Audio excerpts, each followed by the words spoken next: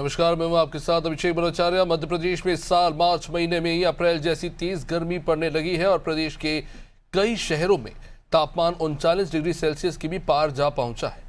गर्मी पड़ने के साथ ही प्रदेश में पानी की कमी की चिंता भी कहीं न कहीं बढ़ती हुई नजर आ रही है और ऐसी तमाम स्थितियों को देखते हुए राज्य सरकार ने जल स्रोतों को सुरक्षित करने के लिए जल गंगा संवर्धन अभियान शुरू किया था। सरकार ने निर्देश दिए हैं कि प्रदेश के सभी तालाबों की जमीनों, नदियों के उद्गम स्थलों और नदी किनारों पर हुए अतिक्रमण को सख्ती से हटाया जाएगा। ये कार्रवाई जल गंगा संवर्धन अभियान के तहत की जाएगी।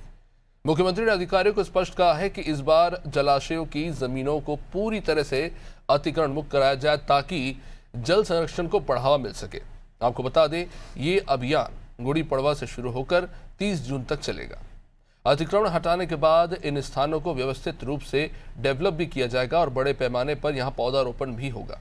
इस अभियान में प्रभारी मंत्री अपने अपने जिलों में नेतृत्व करेंगे, जबकि सांसदों से लेकर विधायक, पंचायत और नगरीय निकायों के प्रतिनिधियों को भी सक्रिय रूप से जोड़ा जाएगा।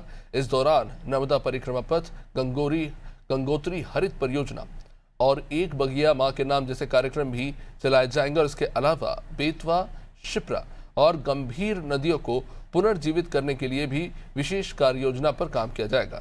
पिछले साल इस अभियान के तहत प्रदेश में 5000 से अधिक जल संरचनाओं की सफाई और गहरीकरण किया गया था। इस साल इन कार्यों की स्थिति की भी समीक्षा की जाएगी ताकि जल संरक्षण के प्रयासों को और अधिक मजबूत बनाया जा सके। आपको बता दें कि जल संरक्षण का संवर्धन का ये जो अभियान है, इसमें हजारों तालाबों और वाटर बॉडीज को बचाने के लिए राज्य सरकार अपने स्तर पर करोड़ों रुपए खर्च कर रही है ताकि इन प्राकृतिक स्रोतों को बचाया जा सके, संरक्षण किया जा सके और इसके पानी का इस्तेमाल सही कार्यों में हो सके। और विस्तार से समझेंगे ये किस तरह से आगे बढ़ेगा। हमारे साथ हमारे सहयोगी जुड़ रहे हैं। यहाँ पे सोमनाथ मिश्रा हमारे साथ जबलपुर से, कुलभूषण रायपुर से और अनूप चौधरी लखनऊ से हमारे साथ जुड़ चुके हैं।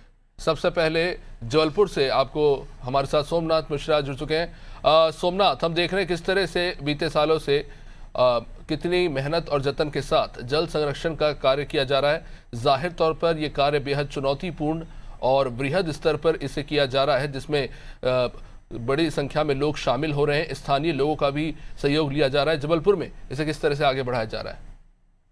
देखिए, ये सरकार की बहुत अच्छी पहल है कि जिस तरह जल बचाने का प्रयास किया जा रहा है। तो पिछले साल भी इस तरह का प्रयास किया गया था, जिसमें भी कुएं और बावली जो थी, जहां तालाब है, उनका संरक्षण किया जा रहा था।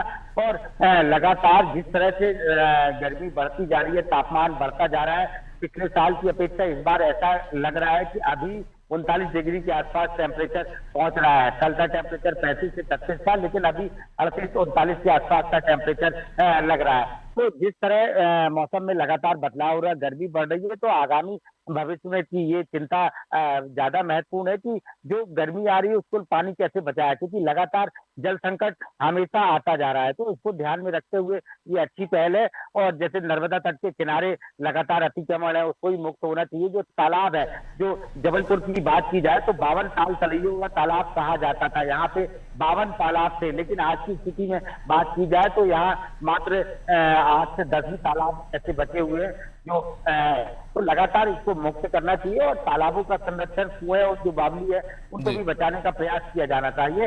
हमारे साथ कुछ लोग हैं जो बताएंगे कि किस तरह का प्रयास किया जा रहा है और क्या उनके सुझाव है। जी बताइए, किस तरह के पानी को बचाने का प्रयास किया जाना चाहिए? पानी को बचाने के लिए होली से कम होली खेले, पानी का यूज करें। नहीं, जो कुएं को बचाने और जो लगातार देख रहे हैं तालाब में अतिक्रमण है और कुएं भी सूख गए हैं, उनके लिए कुछ प्रयास करना चाहिए सरकार को। वहाँ पे अतिक्रमण नहीं होना चाहिए। मैंने तो एक नाम गलत पढ़ा, भाई पुत्र टॉपिक ही गलत बता दिया उसको। तो पानी को बचाने का लगातार प्रयास करना चाहिए। जी निश्चित रूप से सोमनाथ, बेहद महत्वपूर्ण। और खासतौर से सोमनाथ, हम देख रहे हैं शहरी क्षेत्रों में बड़ी आबादी यहाँ निवास करती है और कहीं ना कहीं यहाँ पर जो देखते हैं हम कि पानी व्यर्थ बह जाता है, खासतौर से बारिश के समय में, और ऐसे पानी को संरक्षण करने की बेहद आवश्यकता है। शहरी क्षेत्रों में हम देखते हैं वाटर हार्वेस्टिंग को कहीं ना कहीं प्रमुखता से आगे बढ़ाने, प्रमोट करने की कोशिश होती है, लेकिन कह सकते हैं कि कहीं ना कहीं अभी भी इसमें खासी कमी है कि ये जो बहता हुआ पानी है, इसे कहीं ना कहीं संरक्षित किया जाए और इसको लेकर गंभीरता से काम, और खासतौर से न सिर्फ आवासीय क्षेत्रों में बल्कि सरकारी स्कूलों से लेकर दफ्तरों में भी कहीं ना कहीं शुरुआती तौर पर प्रयास देखने को मिले हैं, लेकिन अभी भी बहुत गुंजाइश है। देखिए, इसमें कुछ सुधार की आवश्यकता है। प्रशासन को सख्त होना पड़ेगा, क्योंकि जिस तरह वाटर हार्वेस्टिंग का जो सिस्टम है लगाने के निर्देश दिए गए, लेकिन कई जगह देखा जा रहा है कि अभी भी जो नगर निगम द्वारा नक्शे पास किए जा रहे हैं उसमें पूर्णता, गुणवत्ता और वाटर हार्वेस्टिंग का सिस्टम नहीं लगाया गया। कई बिल्डरों की भी इस तरह की शिकायतें थी, जिसकी वजह से बिल्डरों के जो काम को से रोका गया है नगर निगम द्वारा। तो ये लगातार प्रयास करना चाहिए, और इसमें प्रमुख तौर पर जो लोग मकान बना रहे हैं, जो स्कूल बन रहे हैं, कॉलेजेस बन रहे हैं, वहां पर प्रमुख तौर पर उनको ध्यान देना चाहिए। और जैसे हम आप मकान बना रहे हैं, तो हमारा भी प्रमुख दायित्व बनता है कि वाटर हार्वेस्टिंग करना अति आवश्यक है, क्योंकि लगातार देखा जा रहा है कि अब सड़कें भी सीमेंटेड बन रही है, नालियां भी सीमेंटेड बन रही, तो पूरा सीमेंटेड काम हो रहा है, तो जमीन के स्तर को पानी नहीं मिल पा रहा, पूरा पानी बह जा रहा है। तो ये अति आवश्यक है। इसमें जो जनप्रतिनिधि है, समाज सेवी है और आम जनों को सबको मिलकर ये काम करना अति आवश्यक है। नहीं तो एक समय ऐसा आएगा कि पानी की त्राही मच जाएगी। जी, निश्चित रूप से बहुत गंभीर विषय है, इस पर अभी काम शुरू करेंगे तो आने वाले समय में इसके नतीजे देखने को मिलेंगे। संजय मालवीय हमारे साथ नर्मदापुरम से जुड़े हुए हैं। संजय, नदियों के साथ जो जिस तरह से प्रदूषण बढ़ रहा है, हम अपनी आंखों के सामने देख रहे हैं कि कितना गंभीर विषय है, और कहीं ना कहीं जो जल संवर्धन अभियान है उसके तहत जो गाद जम जाती है उसे हटाने के प्रयास किया जा रहा है। साथ ही साथ इस अभियान के तहत ये भी कोशिश हो रही है कि कम से कम प्लास्टिक बोतल या फिर ना के बराबर प्लास्टिक बोतल का इस्तेमाल हो। हमने जैसे खुद देखा मुख्यमंत्री जी के दफ्तर में भी वहाँ पर पीतल के बर्तन का इस्तेमाल किया जाता है, लेकिन हम देख रहे हैं कि प्लास्टिक बॉटल्स का चलन जो है बहुत तेज़ी से बढ़ रहा है, और कहीं ना कहीं एक बहुत बड़ी चुनौती ये भी बन गई है कि इसे किसी तरह से नियंत्रण किया जाए, क्योंकि बहुत ज़्यादा पॉल्यूशन कर रहा है, खासतौर से नदी के पानी को, प्राकृतिक स्रोतों को प्रभावित कर रहा है। संजय,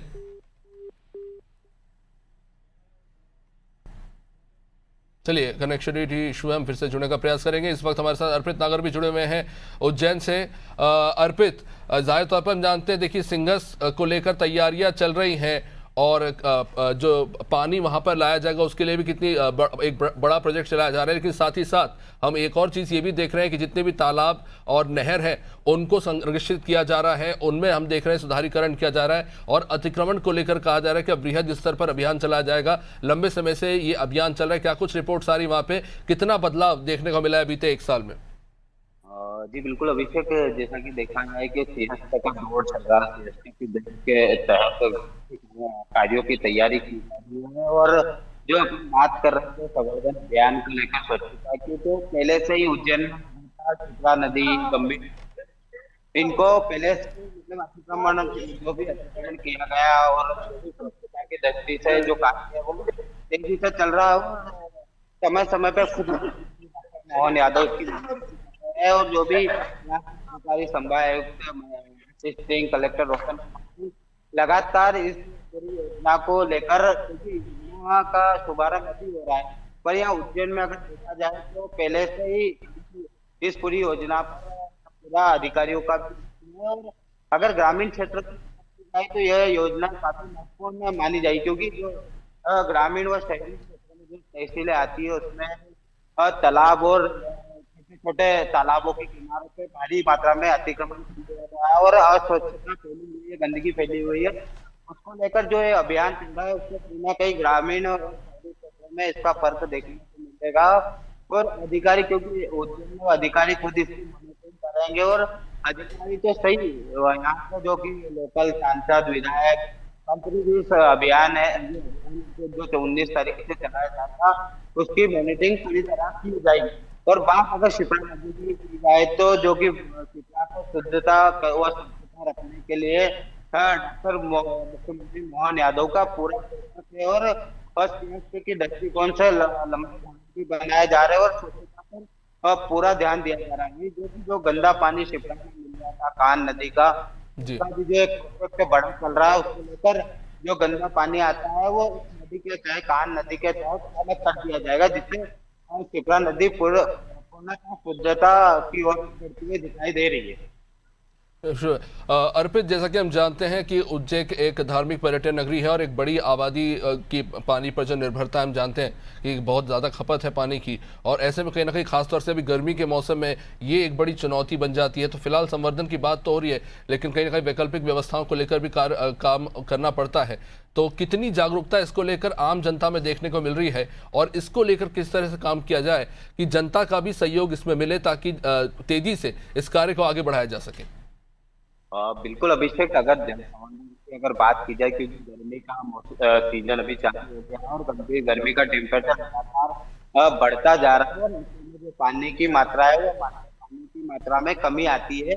ऐसे में अगर उज्जैन की बात की जाए तो क्षिप्रा नदी है, क्षिप्रा नदी में अगर पानी की कोई कमी आती है, गंभीर नदी में पानी, गंभीर नदी से पूरा उज्जैन पानी पी रहा है, तो इसको लेकर अगर कोई समस्या आती है तो शासन द्वारा पहले से एक अल्टरनेट व्यवस्था नर्मदा नदी की की गई है कि अगर ऐसे पानी की कमी आती है तो सीधा नर्मदा नदी का पानी गंभीर और क्षिप्रा नदी में पानी छोड़ा जाता है, जिससे कि पानी की पर्याप्त व्यवस्था हो जाती है और पानी की किसी भी प्रकार उज्जैन वासियों या आसपास के ग्रामीण क्षेत्रों को समस्या का सामना नहीं करना। निश्चित रूप से संजय मालवीय भी नर्मदापुरम से हमारे साथ हैं। संजय, किस तरह से काम आगे बढ़ रहा है जल संवर्धन का, और किस तरह के, क्योंकि कहा यह जा रहा है कि जो भी नए ऐसे नवाचार है जिसका लाभ अधिक मिल रहा है उसे प्रमोट किया जाए, दूसरे लोगों तक भी इसकी जानकारी पहुंचाई जाए, ताकि ज़्यादा से ज़्यादा इसका लाभ जो है सभी को मिल सके, और जितनी बड़ी संख्या में कह सकते हैं कि पानी का संरक्षण किया जाए और जो वाटर बॉडीज़ हैं उन्हें बचाया जाए, उसको आगे बढ़ाया जा सके। जी बिल्कुल अभिषेक, मैं बता दूं कि जो नर्मदापुरम शहर है एक धार्मिक नगरी है, जिसकी पहचान मां नर्मदा से होती है, और शहर का नाम भी नर्मदापुरम जो है वो नर्मदा नदी से ही रखा गया है। वहीं हम बात करें कि नर्मदापुरम के घाटों की, तो घाटों पे जो है वो लगातार जो नगर प्रशासन है वो लगातार यहाँ पर साफ सफाई रख रहा है, और यहाँ पर जो लाखों लोगों की जो प्यास है वो जीवन दायिनी मां नर्मदा नदी से ही यहाँ पर बुझती है। आप मेरे पीछे देख सकेंगे कि इस समय मैं नर्मदा घाट पर ही मौजूद हूँ, जहाँ पर की जो पीछे टंकी जो दिखाई दे रही है, जिससे पूरे नर्मदापुरम वासियों की प्यास बुझती है। और जहाँ जल संवर्धन की हम बात करें तो जल संवर्धन जो यहाँ पर जो कार्य जो चल रहे हैं उनके अनुसार लगातार यहाँ पर वाटर हार्वेस्टिंग के जो कार्य है वो नगर पालिका के द्वारा किए जा रहे हैं, और दूसरा कुओं की साफ सफाई लगातार यहाँ पर की जा रही है। जो कुछ तालाब थे जो पुराने थे, जहाँ पर लगातार यहाँ पर उनकी साफ सफाई, उनका जीर्णोद्धार किया जा रहा है, और पानी की टंकियों को भी यहाँ पर कुछ ऐसे निर्माण कार्य है जहाँ पर पानी की टंकियों का भी निर्माण किया गया है, और जो छोटी छोटी नदियां हैं उनका जीर्णोद्धार यहाँ पर किया जा रहा है। और जो नर्मदा नदी की हम बात करें तो नर्मदा नदी जो है वो एक धार्मिक नगरी होने के साथ साथ नर्मदापुरम में एक मां जीवन दायिनी के नाम से नर्मदा नदी को यहाँ पर माना जाता है। लगातार घाटों का निर्माण कार्य यहाँ पर चल रहा है, और घाटों की साफ सफाई यहाँ पर की जा रही है, और पियाओं का निर्माण भी यहाँ पर गर्मी को देखते हुए लगातार प्रशासन के द्वारा किया जा रहा है, ताकि आने वाले समय में अभी हम देख रहे हैं कि तापमान एकदम से बढ़ा है, गर्मी तेज पड़ रही है, लगातार कई जगह पर ऐसा देखा जाता है कि पानी की किल्लत होती है। लेकिन अभी जो नगर पालिका का जो प्रशासन जो सक्रिय हुआ है, इस योजना के अंतर्गत उनके द्वारा लगातार मॉनिटरिंग की जा रही है कि आने वाले समय में पानी की किल्लत ना हो। जी निश्चित रूप से संजय, सबसे महत्वपूर्ण है, और खासतौर से हम जिस तरह से देख रहे हैं बढ़ता शहरीकरण और कहीं ना कहीं प्रदूषण एक बहुत बड़ी चुनौती है, जिसके चलते जितने भी तालाब हैं और नहर है वो कहीं ना कहीं उनके ऊपर एक संकट मंडरा रहा है। संजय, खासतौर से ग्रामीण क्षेत्रों की अगर बात करें तो वहाँ पर ये काम किस तरह से कर रहा है, क्योंकि हम जानते हैं कि खेती के मामले में जो पानी की ज़रूरत होती है उसे पूरा करने के लिए, उसकी आपूर्ति के लिए तालाबों पर और नहरों पर अत्यधिक निर्भरता होती है, तो वहाँ पर किस तरह से काम जो है आगे बढ़ाया जा रहा है? जी बिल्कुल, मैं बता दूं कि जल संवर्धन की योजना जो है वो यहाँ पर लागू की गई है, जिसके अंतर्गत कई कार्य यहाँ पर किए जा रहे हैं। ग्रामीण क्षेत्रों की अगर हम बात करें तो ग्रामीण क्षेत्रों में जो है वो पीएचई के द्वारा लगातार मॉनिटरिंग की जा रही है, और जगह जगह पानी की टंकियां बना दी गई है, बोर कर दिए गए हैं, जिसमें कि बड़ी मोटरें डाली गई है, और वो पीने की पानी की व्यवस्था कर दी गई है। वहीं हम अगर बात करें तो तवा परियोजना जो है, जो नहर विभाग है, उसके द्वारा लगातार मॉनिटरिंग की जा रही है कि किसी प्रकार की कहीं नहर से पानी व्यर्थ ना जाए। जो किसानों को जो पानी की समस्या है वो लगातार उनके द्वारा हल की जा रही है। और वहीं अगर देखा जा रहा है कि नर्मदापुरम कलेक्टर सोनिया मीना के द्वारा भी सभी अधिकारियों को यह निर्देश दिए गए हैं कि आने वाले समय में पानी की ग्रामीण क्षेत्र में कहीं कोई किल्लत ना हो और किसानों को भरपूर पानी उपलब्ध कराया जाए। जो बोर है, बोर में भी पानी की पर्याप्त मात्रा नदी के द्वारा बांध बना दिए गए हैं, जगह जगह पानी को रोक दिया गया है, जिससे कि आने वाले समय में कहीं बोरों में भी पानी कम ना हो, जिससे किसान को परेशानी का सामना करना पड़े। जी, निश्चित रूप से कहीं ना कहीं हम देख रहे हैं लोगों में भी जागरूकता बढ़ती हुई नजर आ रही है। सोमनाथ, हम इससे थोड़ी देर पहले बात कर रहे थे इस बारे में कि वाटर हार्वेस्टिंग को लेके अलग अलग तरह के प्रयोग भी किए गए लोगों को इसको इस्तेमाल करने के लिए और प्रोत्साहित करने के लिए, लेकिन कहीं ना कहीं हम देख रहे हैं कि इसमें लापरवाही देखने को मिल रही है और जैसा कि आपने कहा कि सख्ती जो है वो नहीं है, तो इसका सीधा मतलब यही है कि शहरी क्षेत्रों में जैसी जागरूकता आम लोगों में होनी चाहिए वो देखने को नहीं मिल रही और कहीं ना कहीं ये एक बड़ी चुनौती भी है जिसको लेकर तमाम तरह के प्रयास जल संवर्धन के इस पूरे प्लान के तहत किया जा रहा है, जिसमें कॉलेज और स्कूल के स्टूडेंट से लेके आम लोगों का भी सहयोग लिया जा रहा है। काफी सारे प्रमोशनल इवेंट्स भी कराया जा रहा है ताकि लोग अहमियत समझे कि ये कितना गंभीर कार्य है जिसको करने की कितनी आवश्यकता है। देखिए, इसमें सबसे महत्वपूर्ण है कि जागरूकता जरूरी है, क्योंकि लगातार जो स्कूल में कॉलेजों में बच्चों को और जो छात्र छात्राएं हैं उनको जागरूक करना अति आवश्यक है, क्योंकि उनके द्वारा अगर जागरूक किया जाएगा तो जो आने वाली पीढ़ी है वो लगातार इसके प्रति जागरूक रहेगी और वो अपने घर के आसपास भी वाटर हार्वेस्टिंग जो सिस्टम है वो लगाने का प्रयास करेगा, पानी बचाने को प्रयास करेगा। क्योंकि अब जो लगातार देखने में आ रहा है कि पूरे शहर में हर जगह सीमेंटेड कार्य किया जा रहा है, घरों में भी पूरा सीमेंटेड है, मतलब जरा सी भी जगह नहीं छोड़ी जाती जहां पर पानी जो बरसात का पानी है, जो और भी निकासी का पानी है वो वहां जमीन पे जा सके। तो इसके लिए प्रयास करना पड़ेगा और नगर निगम के द्वारा भी जो नालियां बनाई जा रही हैं, जो भी कार्य किए जा रहे हैं, जो सरकारी बिल्डिंग और नगर निगम के द्वारा जिला प्रशासन द्वारा कार्य किए जा रहे हैं, उसमें भी प्रमुख तौर पर वाटर हार्वेस्टिंग सिस्टम लगाना अति आवश्यक है। लेकिन अभी जो बात की जाए, देखा जा रहा है ग्राउंड जीरो पर अनादि टीवी में पूर्व में देखा भी था, तो इस तरह की जो गतिविधियां नहीं मिल पाई थी, जिसकी वजह से लगातार पिछले वर्ष भी जल संकट जबलपुर में देखा गया था। दावे जरूर किए जाते हैं कि जल संकट को दूर किया जा रहा है, लेकिन जल संकट की बात की जाए तो हर साल जल संकट लगातार बना रहता है, क्योंकि नर्मदा तक जैसे नर्मदा नदी के पास जबलपुर बसा हुआ है, पानी का इतना है कि बरगी डैम है, तो लेकिन फिर भी जबलपुर में जल संकट की संभावना लगातार बनी रहती है। तो इसमें सुधार की आवश्यकता है। प्रशासन, जनप्रतिनिधि, समाज सेवी और आमजनों सभी को मिलकर ये कार्य करना पड़ेगा। निश्चित रूप से। सोमनाथ, जबलपुर के कौन से इलाके जो सबसे ज्यादा प्रभावित होते हैं, खासतौर से गर्मी के मौसम में कहें तो वहाँ पानी की किल्लत देखने को मिलती है और ऐसे में उनके पास वैकल्पिक व्यवस्था क्या है? देखिए, बता दें जैसे सिद्ध बाबा हो गया, मदार टिकरी हो गया, कुछ ऐसे क्षेत्र है, रांझी की मोहनिया हो गया, जहां पर पानी का लगातार जल संकट बना रहता है। और सबसे बड़ी बात है, जल संकट जबलपुर में प्रमुख तौर पर इसलिए हो जाता है कि हमेशा जब भी देखा गया तो यहाँ की पाइपलाइन हमेशा फूट जाती है। पाइपलाइन फूटने का प्रमुख कारण है कि जो रेगिस्तान में पाइपलाइन लगनी थी वो पाइपलाइन जबलपुर में बिछाई गई है। जब भी वाटर लेवल का प्रेशर ज्यादा पड़ता है तो नीचे जमीन में पथरीली जमीन है, जिस प्रेशर की वजह से पत्थर से टकराकर पाइपलाइन फूट जाती है, जिसकी वजह से 3-4 दिन के लिए लगातार ये दिक्कतें आती है। और दावे किए जाते हैं टैंकर से भी पानी अगर पहुंचाया जाता है उसको भी कालाबाजारी की जाती है। तो ये सब जो चीजें हैं वो बहुत अति आवश्यक है कि इसमें सुधार की आवश्यकता बहुत ज्यादा है। जी, निश्चित रूप से। अर्पित लगातार हमारे साथ उज्जैन से बने में। अर्पित, सबसे ज्यादा जरूरी ये भी है कि जो अभियान के तहत जो कार्य किए जाते हैं, चाहे गाद साफ करना हो, नहरों का मरम्मतीकरण हो, और ये सारे कार्य किए जाते हैं, लेकिन इनको फिर से रीचेक भी करना होता है। नोडल अधिकारियों को इसकी जिम्मेदारी दी जाती है कि हर साल ये आगे सुचारू रूप से आगे बढ़ते रहे। अभी हाल ही में हमने देखा कि इतने बृहद स्तर पर उज्जैन, इंदौर से लेकर भोपाल में पौधारोपण भी किया गया, और जैसा कि हम जानते हैं कि मिट्टी के कटाव को रोकने के लिए पौधारोपण कितना आवश्यक है, तो उस स्तर पर अगर बात करें तो क्या स्थिति देखने को मिल रही है फिलहाल उज्जैन में? जी बिल्कुल अभिषेक, अगर बात की जाए योजना है तो धरातल पर जिले के अधिकारी लगातार उसका निरीक्षण भी करते हैं। जो छोटे कर्मचारी, के कर्मचारी, और वृक्षारोपण की बात की जाए तो वृक्षारोपण किया जाता है, पर उसके बाद में उसका बिल्कुल ध्यान नहीं दिया जाता। तो अपन बाद में 2 महीने 3 महीने बाद अगर उसकी स्थिति देखते हैं तो वहाँ किसी प्रकार का वृक्षारोपण नहीं होता है। और अगर बात इस पूरे विषय पर सरकार को भी ध्यान देना पड़ेगा, क्योंकि सरकार को निचले स्तर पर भी मॉनिटरिंग करनी पड़ेगी कि नीचे के अधिकारी किस प्रकार ऊपर के अधिकारी सरकार ने लगातार करोड़ों रुपए का खर्च करते हैं इस योजना को लेकर, और अधिकारी बिल्कुल ध्यान भी देते हैं, पर कुछ ऐसे अधिकारी होते हैं जो बिल्कुल लापरवाही कर देते हैं। कि कुछ अधिकारी ऐसे भी होते हैं कि सिर्फ जाके सिर्फ फोटो खिंचवाने वाले काम कर रहे हैं, और धरातल पर कुछ ऐसा देखा नहीं जाता कि अगले साल भी इस जल संवर्धन योजना के तहत बहुत सारी बावड़ियां साफ की जाती, पर साफ सिर्फ एक ही बार की जाती है। उसके बाद में ऐसा कोई प्रशासन को पूरा द्वारा ध्यान भी नहीं दिया जाता है कि किस प्रकार उसकी सफाई में प्रभाव।